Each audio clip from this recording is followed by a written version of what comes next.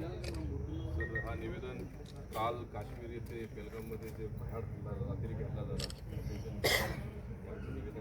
जखमी पुढं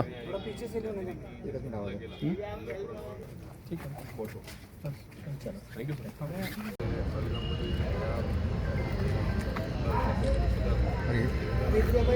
बरोबर होता शासनाला आणि केंद्र शासनाला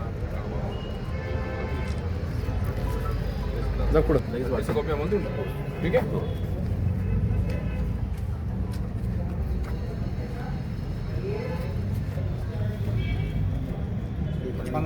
सर्व नेते काश्मीर मधल्या पहलगाममध्ये अतिरेकी भयाड हल्ल्यामध्ये 27 निष्पाप पर्यटकांचा या ठिकाणी मृत्यू झाला, त्यांना मारलं गेलं.